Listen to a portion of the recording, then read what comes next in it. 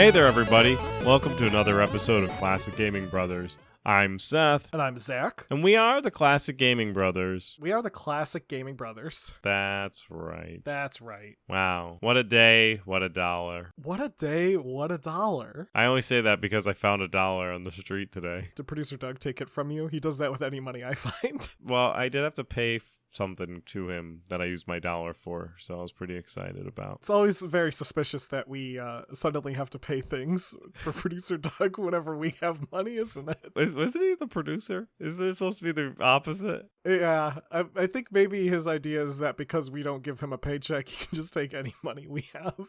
We do give him a paycheck. That paycheck just doesn't have any money in it. Ah, there we go. I write him an empty check every week. That's different than a blank check. A blank check has no value. An empty check has 0 as the value. Anyway, Zach, what have you been recently been playing? Seth, recently I've been playing Red Dead Redemption 2, the cowboy game. Yeehaw. Yeehaw. Yeehaw. Originally released in 2018 by Rockstar Games, Red Dead Redemption 2 is the prequel to Red Dead Redemption, which is also a Rockstar game. And Red Dead Redemption is the spiritual successor to Red Dead Revolver. It's unlike Grand Theft Auto, which has a relatively normal numbering. The Red Dead series is a little odd. The Red Dead series is a little odd, but in any case, I've been playing Red Dead Redemption 2. I think I talked about it ages ago. I owned it back when you and I were starting this podcast, so I definitely have had it as a recently played before, and I know you for a fact had it as a recently played back when it came out on the PC. In any case, I was in the mood to replay the game. I have a PC copy thanks to the Steam Summer Sale, and I've been riding my horse around and fighting outlaws. It's definitely a fun game. If you haven't played it, you play as Arthur Morgan, who is an outlaw that is also the enforcer for the Vanderland gang, and you complete various missions, which include shaking down people who owe you debt, or hunting bears, or murdering people, or doing whatever cowboys do. And it's also your job to keep your character alive, because you can easily be killed by other outlaws, lawmen, or just nature. And that is something that nature will kill you, and it'll kill you pretty hard. I've had some fun times so far with this current playthrough. I've been playing as a mostly moral Arthur, I think. Sometimes I can have a short temper as Arthur. There was one moment where this guy was physically fighting with the Reverend character, who's this drunk Reverend who is a member of your gang. And the Reverend got drunk and he is wrestling with some guy, and you're supposed to go in and start punching that guy. I just couldn't deal with it, so I shot the guy. And then I had to shoot a witness. So because they witnessed my crime. But yeah, I think my Arthur is just tired. He just wants to make some money doing some earnest living. So I do a lot of hunting and I sell furs. Maybe I'll start playing it. I tried playing it on the Steam Deck and it ran. It just also made the Steam Deck 190 degrees. So yeah, it is a chunky game. It's not something you play under the covers unless you want to be in a sauna. So the last time I tried to play it was when the Steam Deck was new. So maybe I'll try and play it now that it's probably been optimized a little bit for the Steam Deck by the community. However, it is still a very large game, so it will still take forever to download, which is always unfortunate. It is a big game, and I've even encountered some glitches running it on PC. It runs smoothly on my computer. Like, it runs like butter, but there are some weird glitches I get into every now and then. One killed my first horse, so I got the horse pretty early on in the game. I named the horse because I thought that would be funny. And the horse got hit by a train because he didn't want to get off the tracks when I kept calling for him, and I didn't get to him in time. So I had to get a new horse, and my new horse is named Horse 2. He's the sequel to Horse 1, and Horse 2 has survived so far this whole time. There's a bunch of side quests that I want to play. I'm not particularly enthralled with the main storyline. It's a very Rockstar generic storyline. But when I played Grand Theft Auto 5, I beat the main storyline. I have yet to beat Red Dead Redemption's 2 main storyline. I think it's partly due because I think the world is so vast. There's part of the map you do not go to in the storyline that is just there. There's a whole chunk of map, including 2 towns, that you never go to in the main storyline. You can go to them if you want to. They're just never in the storyline.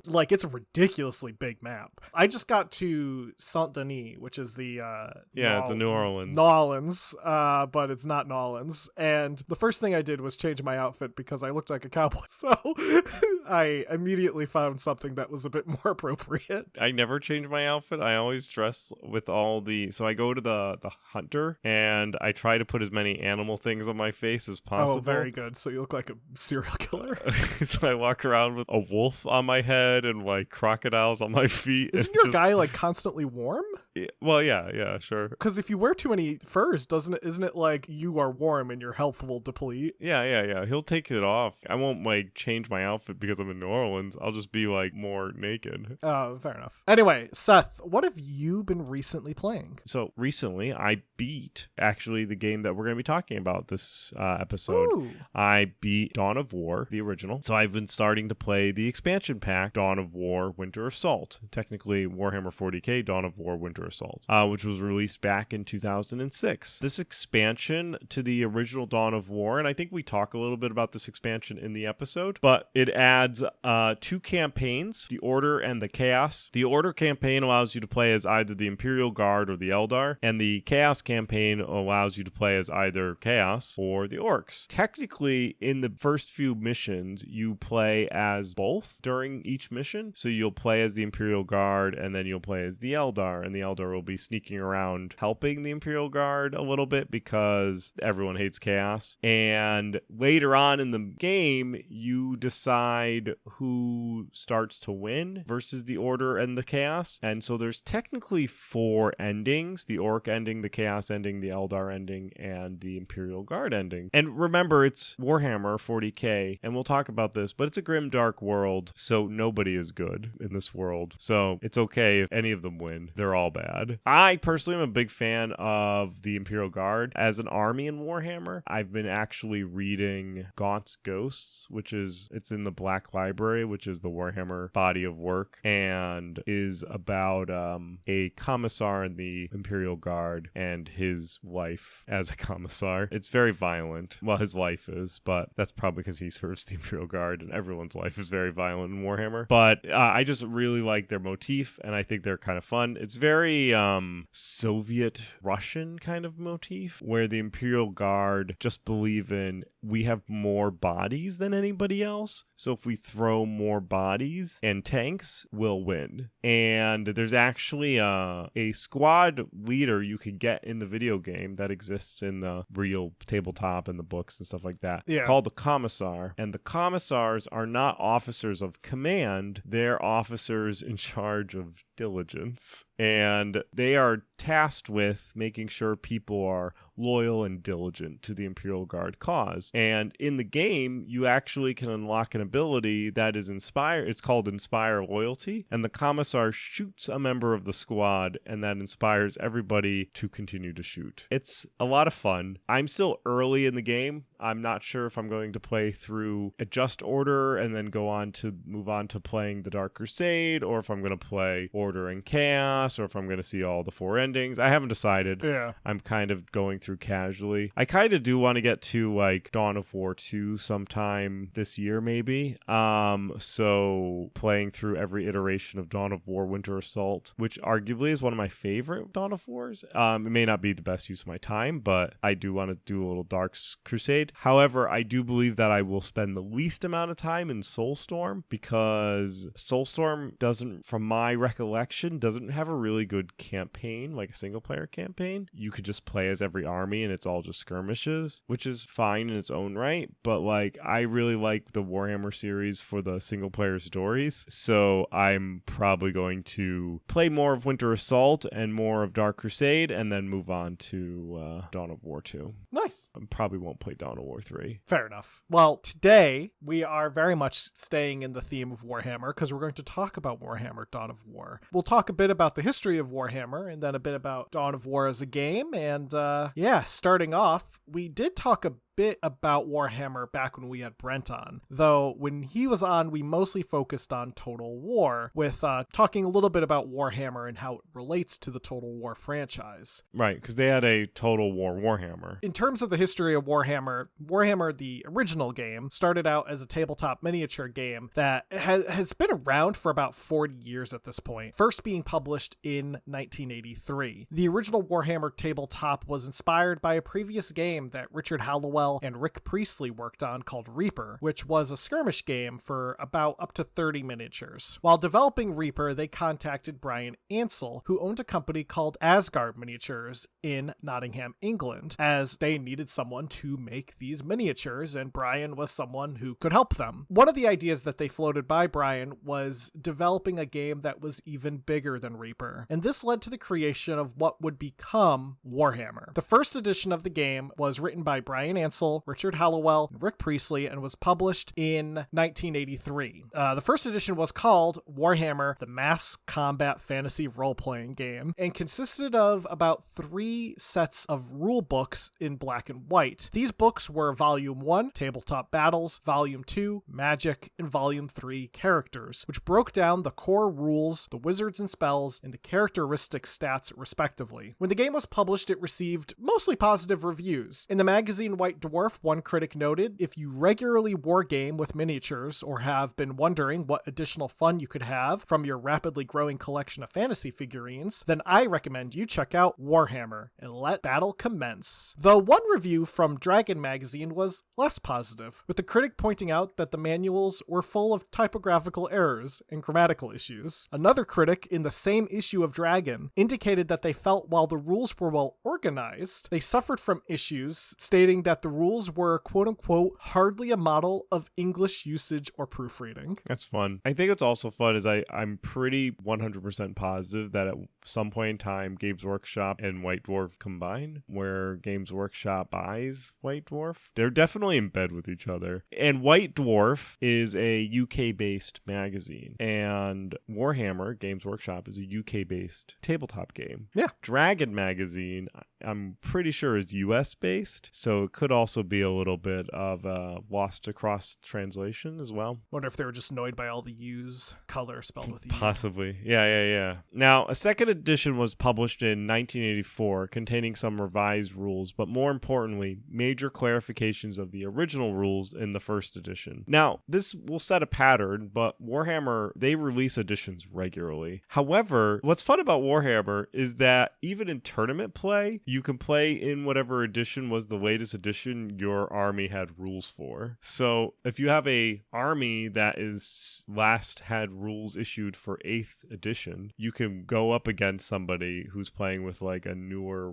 rule set for some way, or they line up the editions, but you're able to cross editions with whatever armies they are, even in tournament play, which is interesting. I'm not super familiar with it. I'm just like familiar enough that I know that there's some interesting things that happen from Warhammer. However, in 1985, Brian Ansell became the managing director of Games Workshop, which was a British manufacturer of miniature war games, and he bought the company from its founders, Steve Jackson, the British Steve Jackson, not the American Steve Jackson, and Ian Livingstone. Now, before joining Games Workshop, Rick Priestley was working on a spaceship combat tabletop game called Rogue Trader. The game was intended to mix science fiction with fantasy elements. Some of the gameplay elements of Rogue Trader were later incorporated into what would become Warhammer 40,000, stylized as Warhammer 40k. One of the intentions with the development of 40k was a way for the creators to take the original game in what they considered to be the opposite direction of the fantasy setting of the original. Instead of being set in a Dungeons & Dragons-esque world,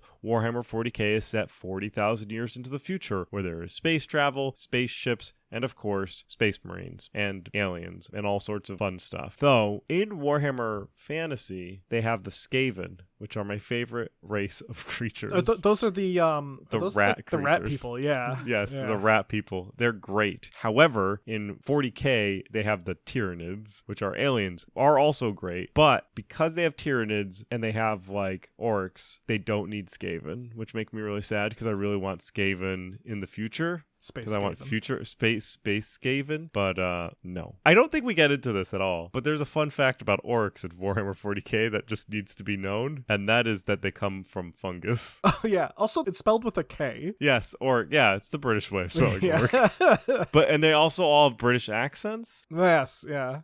They all sound like they're British Cockney, like, thugs, and they all come from fungus, and it has been said that if there is any orc fungus on a planet, then that planet is forever lost because there will always be orcs. So I was reading a article or an interview with somebody, and they said, like, what would you be if you were in Warhammer 40k? And somebody was like, an orc, because they are happy, they have a great time, they only go to war because it's fun, and every other race is fighting and they're angry and they're just not having a good day. Orcs are just having a blast. They paint things red to make them go faster, and just that's just how life is. It's just a grand day. Just don't be a snotling, because then you'll get eaten. The outfits of some of the figurines are great. Like, they'll wear like these fun military hats and carry like double-barrel shotguns. They're yes. It's like some will just dress like pirates.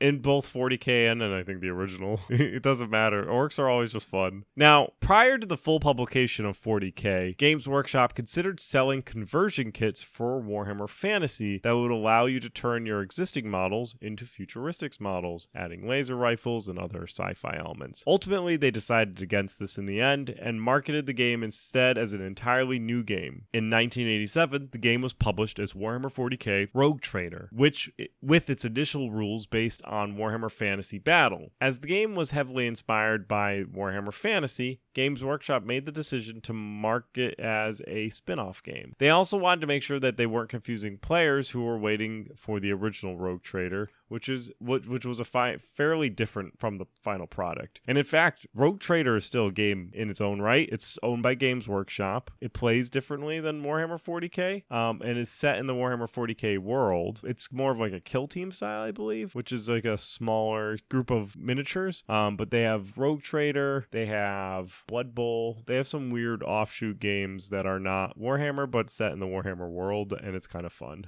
Yeah. The inspiration for 40k, beyond just general science fiction and the fantasy elements of Warhammer Fantasy Battle, come from things like Dune, H.P. Lovecraft, and the comic 2000 AD, which is actually where Judge Dredd comes from. Characters like the Emperor of Man was directly inspired by Leto Atreides II from God Emperor of Dune. In fact, Emperor of Man is sometimes called the God Emperor. However, as a fan of Dune, I will say, from what I know about the God Emperor in 40k, he's very different than the God Emperor in God Emperor of Dune, because Leto Atreides II is a giant worm who hates himself. And the God Emperor of Warhammer is mostly dead. Yes.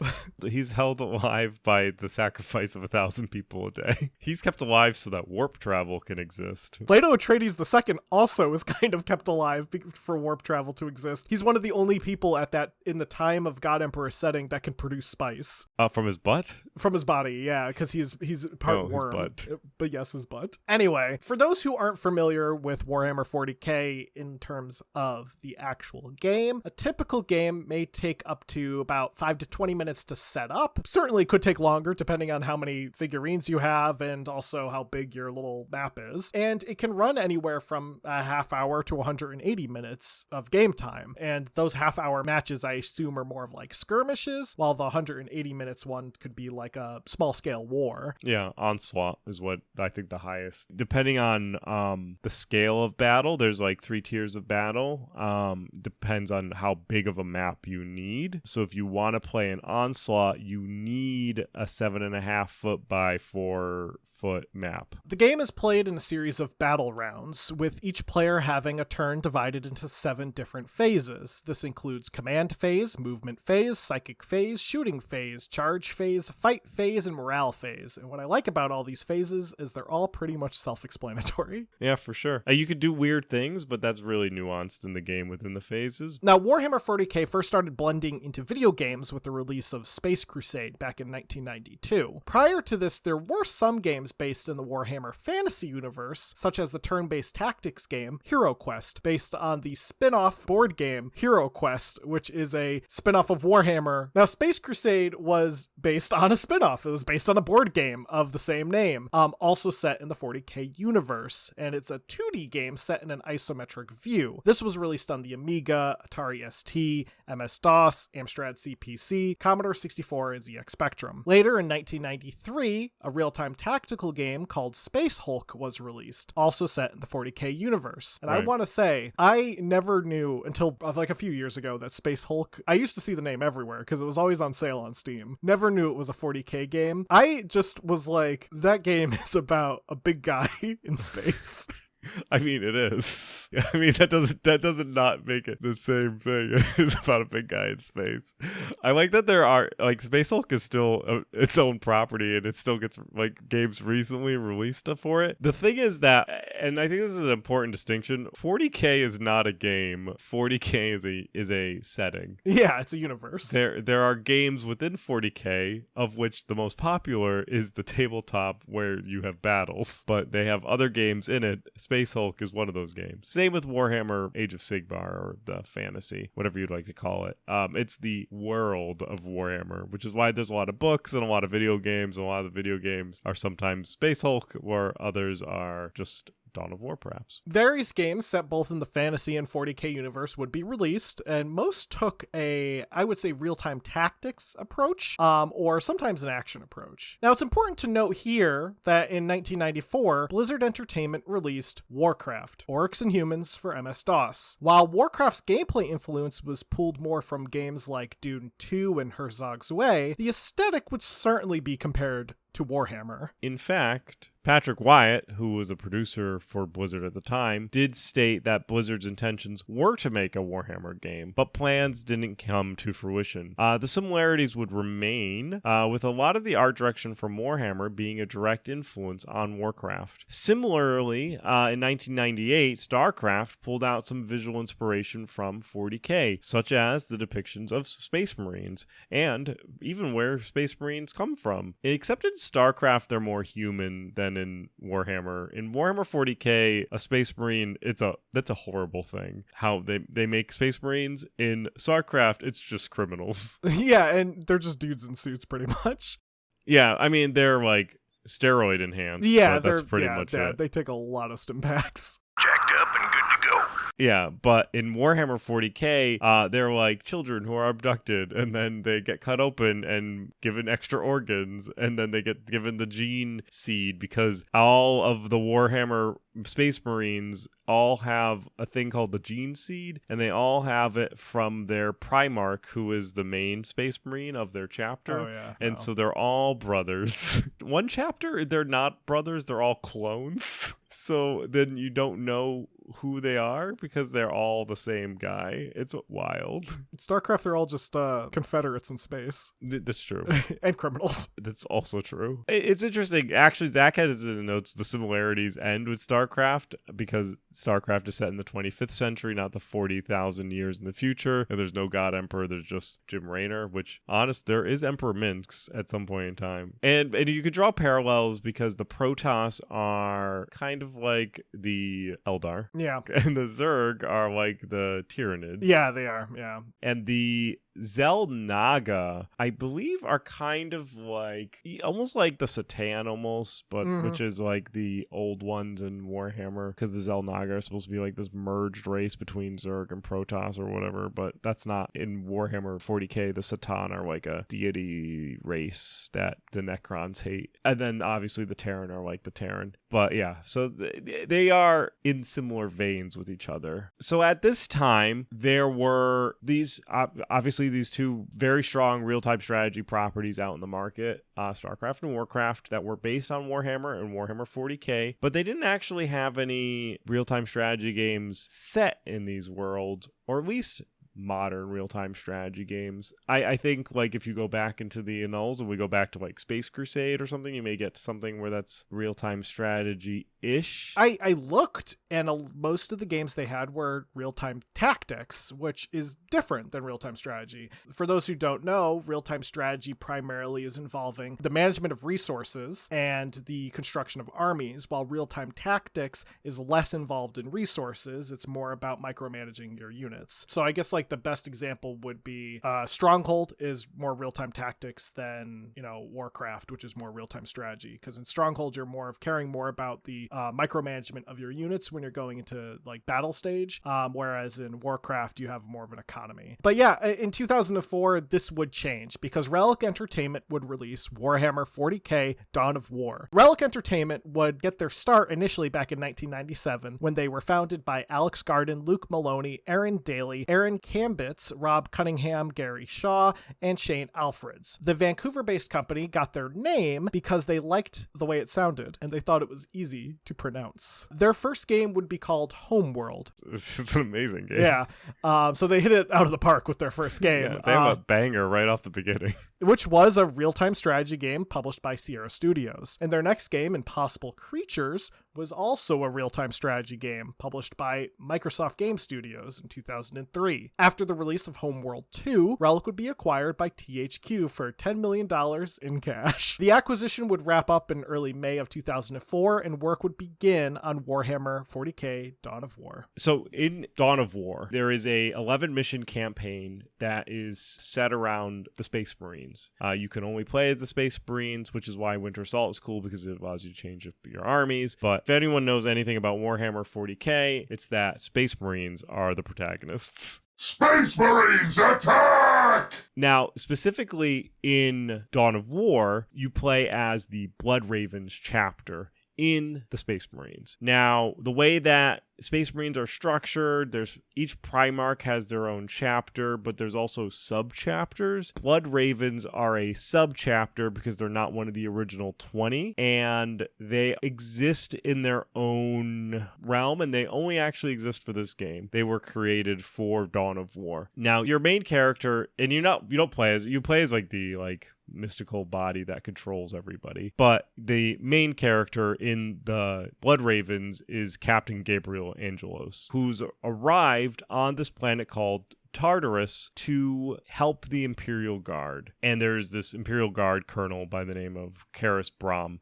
And it's great because one of the first missions is like the Imperial Guard getting overwhelmed, and then all of a sudden Space Marine drop pods coming in and Space Marines just rolling out and just killing everybody. Though the Imperial Guard are well aware, Space Marines aren't necessarily a good they're a good thing, but they're also not a good thing, because Space Marines will be like, okay, now we need to kill everything. And if they feel that you're impure, they will also kill you. And the game unfolds in a very traditional Warhammer story. First, you're fighting Oryx. Then there is apparently Eldars that are also on the planet. What are the Eldars investigating? Oh, they're apparently investigating this artifact and trying to keep this artifact out of the hands of Chaos. And then the Space Marines are like, we hate Chaos. We're here until its Chaos time is over. And then an Inquisitor shows up and is like, hey, a big warp storm's coming. We probably should leave. And the Space Marine captain's like, no, we stay and kill everything. And then you do that. There's a fun twist at the very end of the game. However, there are some easily foreseeable twists, such as the betrayal of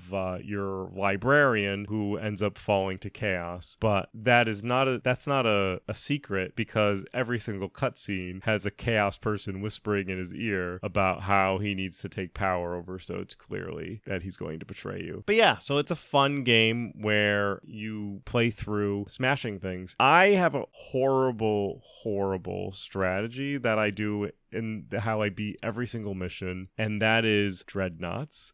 So dreadnoughts are a vehicular unit, which is essentially almost like a Protoss Dragoon is what a dreadnought is. Somebody's dead, and their spirit gets shoved into a giant war machine, and that's what a dreadnought is. So you're capped on units of 20 units per infantry and per vehicle. Some units take up more than one unit slot. So if you want to have a Terminator squad, that's 4 people or 2 Space Marine squads, because Terminators are super powerful. I go from 0 vehicles to having all dreadnoughts, which take up 2. Then I just swarm dreadnoughts, which are very powerful mechs. And there's also like Predator tanks, which are crazy powerful, but they're 4 vehicle unit slots. So do you want to take 4 times 5 Predators, or do you want to have 10 dreadnoughts? The answer is 10 dreadnoughts. And so that's what my strategy is every single mission, was to build the machines, then summon dreadnoughts. And then my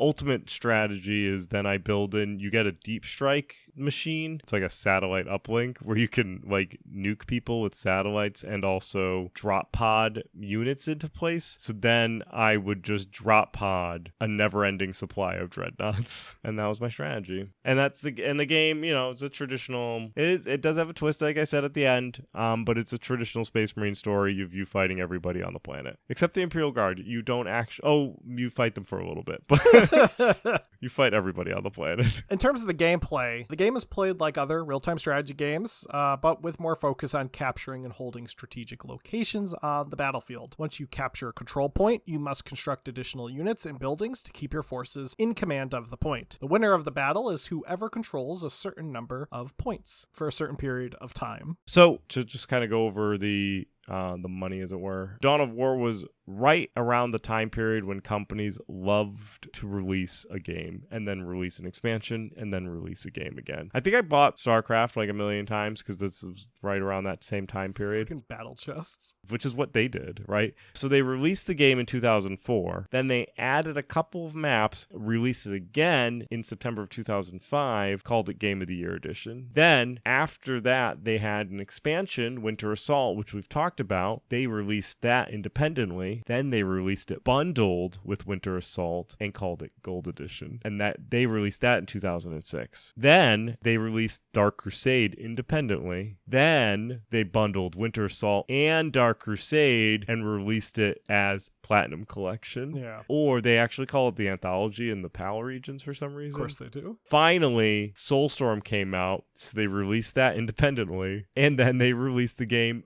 again as the complete collection. And this is still early 2000s where there was no digital distribution. You had to buy PC games from the store in the big boxes. So you could end up with a pile of Dawn of War boxes. Now, by early 2009, Dawn of War and its expansions sold around 4 million copies. Upon release, the game was met with immediate positive feedback. The game scored well, 4.5 out of 5 from Computer Gaming World and 9.25 out of 10 from Game Informer, 5 out of 5 from GamePro, and 8.810 out of 10 from GameSpot. And the game was highly praised for the skirmishes and multiplayer. However, the single-player campaign was criticized as being too short, not really a challenge, which is, since I just told you can beat every level just by making a bunch of dreadnoughts and charging, probably evident for that. And that was on normal difficulty. They actually don't have easy difficulty. Normal is easy. However, nobody plays Dawn of War anymore, so getting a good match going would be difficult. And arguably, there's probably a more inclusive Dawn of War game. Like, I think if I was to play, say, Dawn of War with Zach, I would probably want to play Soulstorm. Even though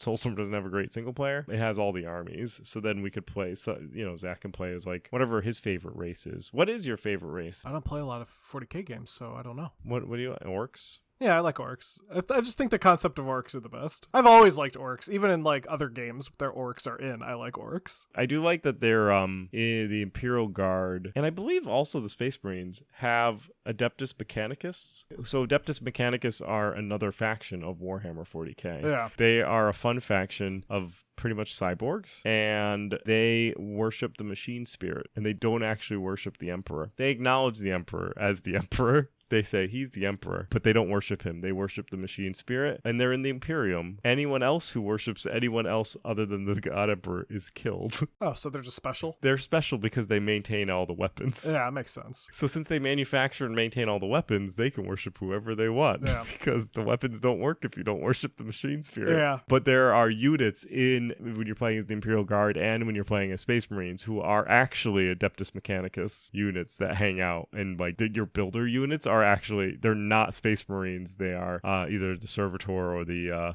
Adeptus Mechanicus, which are the Engine Seer, which are Adeptus Mechanicus units, which I think is just fun because they are their own army in their own right. If you've decided to build them, they have very scary robot machines. Now, in terms of the legacy, Dawn of War would spawn a franchise, a sequel, Dawn of War 2, released in February of 2009, and another sequel, Dawn of War 3, was released in April of 2017. Both sequels were actually positively received from what I saw. Dawn of War 3 scored the lowest out of the three, getting an average of like 7 out of 10 from most of the ranking sites I saw. There were also a trilogy of novels released by Black Library that were set in the Dawn of War canon, as it were. And that will do it for our Warhammer Dawn of War episode, which was more of just a Warhammer episode, but we're going to call it a Warhammer Dawn of War episode because that was the focus. We're going to get into our Retro Rewind segment. Seth had me play Outlaws. Outlaws was released in 1997 by LucasArts. It's a first-person shooter built in the Jedi engine, the same engine used for Dark Forces. You play as a former U.S. Marshal named James Anderson, who finds out that his daughter has been kidnapped by two outlaws named Matt Dr. Death Jackson and Slim Sam Fulton. Matt Dr. Death Jackson, fun fact, is played by John Delancey. Oh, that's fun. And those two outlaws were hired by a railroad baron known as Bob Graham. It's up to James to blast through outlaws and save his daughter. And it's a pretty fun game. I mean, it's first-person shooter built in the Jedi engine, so it plays kind of like Dark Forces, except you're a cowboy.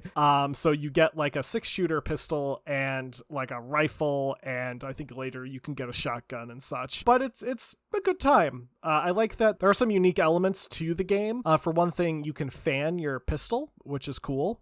So when you press on my keyboard, I think it was bound to Q, but your guy will fan his pistol so that it shoots quickly. And this is, useful to clear out a room. Also, your character kind of locks onto enemies when you're shooting them, which is nice. You kind of can like go through a room and just blast people. Another fun thing is that you do have to reload. So unlike in Doom, where you can just kind of constantly shoot your pistol until you run out of ammo, you do actually have to reload your weapons, which is kind of unique for this old of a game. So when you press the R key, your guy will load in the 6 bullets of a 6-shooter. That's kind of neat. And yeah, the game is pretty fun overall. It has some great LucasArts cartoon cutscenes that help to go over the plot, some great voice acting, and it's just a fun game. Definitely worth checking out. I think it definitely holds up. You can pick it up on GOG, and it comes with the DLC pack called A Handful of Missions, and it's a fun title to try out. Next week, Seth, I want you to stick with LucasArts because I want you to play The Dig. Nice. Zach had me play North and South by Infogrames,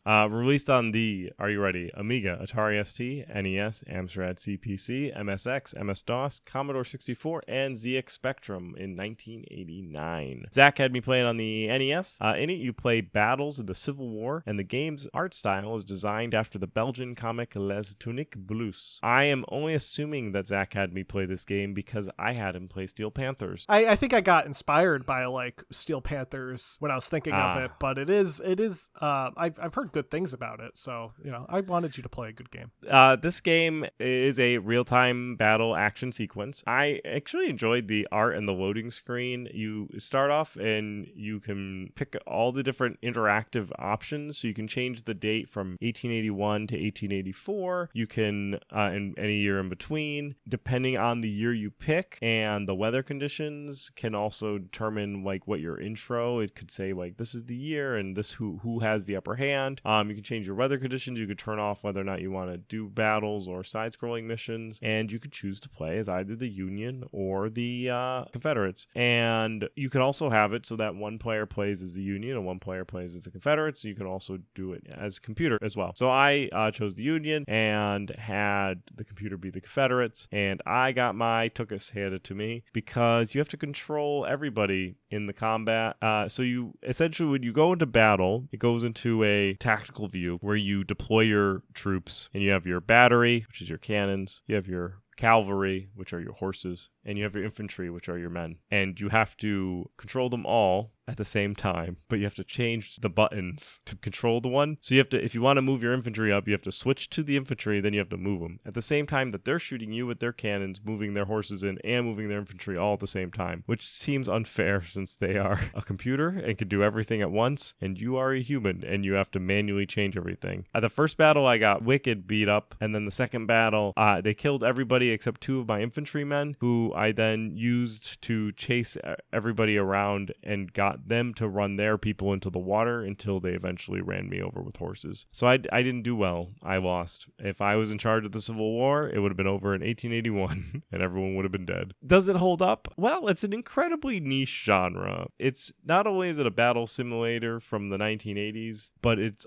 also in like very quirky graphics. I was mentioning to Zach before we started the episode, but there is a photographer in the beginning of the game, and you can hit his butt and he reacts to it because it's an interactive menu. Would I play it again? I'm not going to say no. I didn't hate it. I just felt like it was an experience.